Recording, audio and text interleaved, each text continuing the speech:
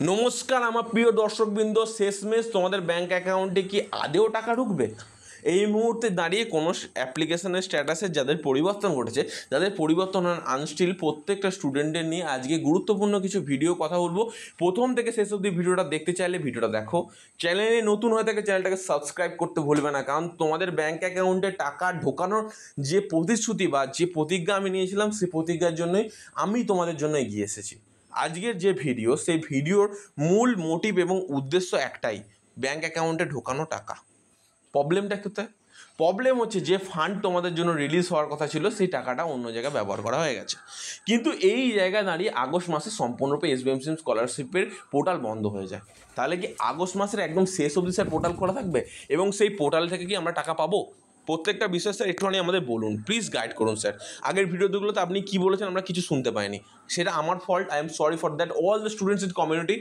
আমাদের যে সমস্ত স্টুডেন্টরা যারা আমার ভিডিওটা দেখেছো, আমার ফল্ট, সেজন্য ক্ষমা চাইছি আমি। কিন্তু আজকে এই ভিডিও দাঁড়িয়ে তোমাদের কিছু কথা বলি।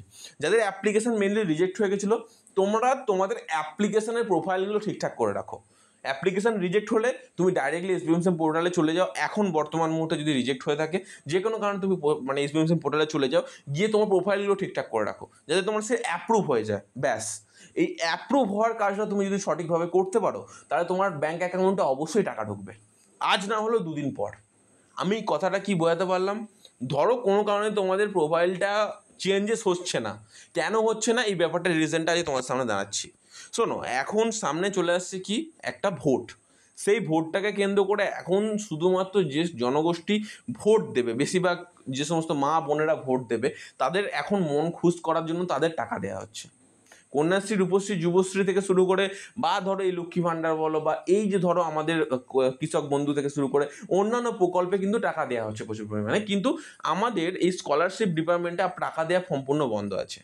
তো কোন কোন স্টুডেন্টরা টাকা পেয়ে গেছিলো, রিসেন্টলিও টাকা পেয়েছিল, তাদের উদ্দেশ্যে টাকা ছেড়ে দেওয়া হয়েছিল। কোনো কারণে ট্রেজারি অফিস থেকে টাকাটা ছাড়তে সোটিলিটি, ট্রেজারি অফিস থেকে টাকাটা ছাড়তে একটু প্রবলেম হয়েছিল। সেই সমস্ত স্টুডেন্টরা টাকা বাদ দিয়ে বাদ বাকি প্রায় সমস্ত স্টুডেন্টেরই ব্যাঙ্ক অ্যাকাউন্টে টাকা ঢুকে গেছিলো।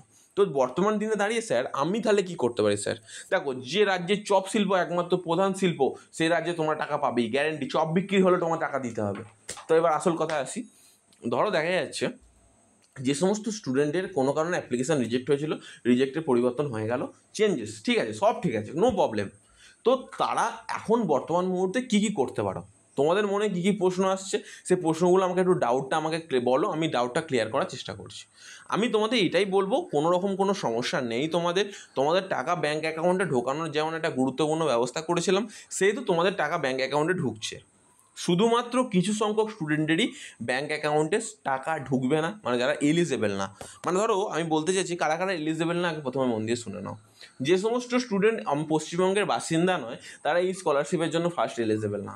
সেকেন্ড, যে সমস্ত স্টুডেন্টের গ্যাপ দিয়েছো, মানে ধরো একবার তুমি ভর্তি হয়েছিলে, তুমি পড়াশোনা স্টার্ট করেছিলে, পড়তে পড়তে তুমি ছেড়ে দিয়েছো, প্রথমবার স্কলারশিপ তুমি পেয়ে গেছো, অ্যাপ্লিকেশান করেছিল, তারা এই স্কলারশিপের জন্য পরবর্তীকালে একটা ইয়ার গ্যাপ দিয়ে আবার ভর্তি হয়েছে, তারা কিন্তু এই স্কলারশিপের জন্য ফুললি এলিজেবল না। তারা, I am sorry for that, তুমি কোনো মতে এলিজেবল না স্কলারশিপের জন্য। দেখো, আমি তোমাদের মেল করতে বলেছিলাম akashbera0247@gmail.com। তোমরা অনেকেই আমাকে মেল করেছো, আমি প্রত্যেকের মেল দেখেছি। কিছু কিছু মেল যখন আমি দেখলাম না, আমি হতচকিত হয়ে গেলাম।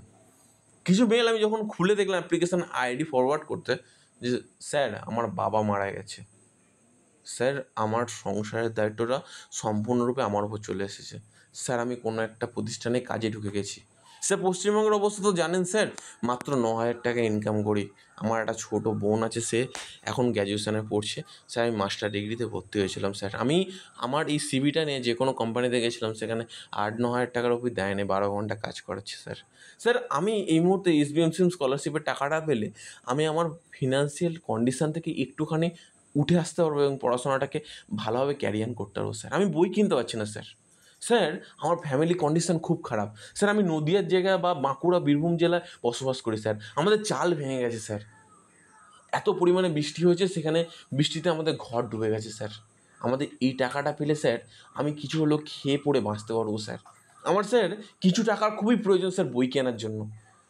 স্যার আমাদের পরিস্থিতি এতটাই খারাপ, বিশ্বাস করো, যখন তোমাদের এই বিষয়গুলো দেখি না, তখন রাজনৈতিক বিষয়গুলো যখন উঠে আসে নয়, আমি কিছুদিন ধরে তোমাদের শুধুমাত্র ফরওয়ার্ড করার পেছনে লেগেছিলাম, কারণ আমি জানতাম জিএসবিএমসিএম স্কলারশিপের টাকা খুব তাড়াতাড়ি দেওয়া বন্ধ হয়ে যাবে।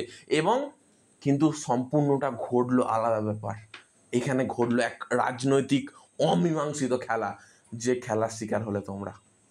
অসংখ্য সরি আমার তরফ থেকে, কারণ আমিও হার মানতে বাধ্য হতাম, কিন্তু আমি এখানে হার মানবো না।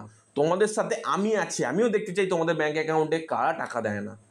তোমাদের প্রত্যেকটা প্রকল্পে টাকা দিতে পারছে, যে প্রকল্পে টাকা দেওয়ার কোনো মানেই হয় না, কিন্তু যে সমস্ত স্টুডেন্টরা শিক্ষিত হয়ে দেশের গৌরবান্বিত করবে এবং দেশটাকে এগিয়ে নিয়ে যাবে, সেই সমস্ত স্টুডেন্টকে টাকা না দিয়ে যায় কোথায়, আমরা দেখতে চাই।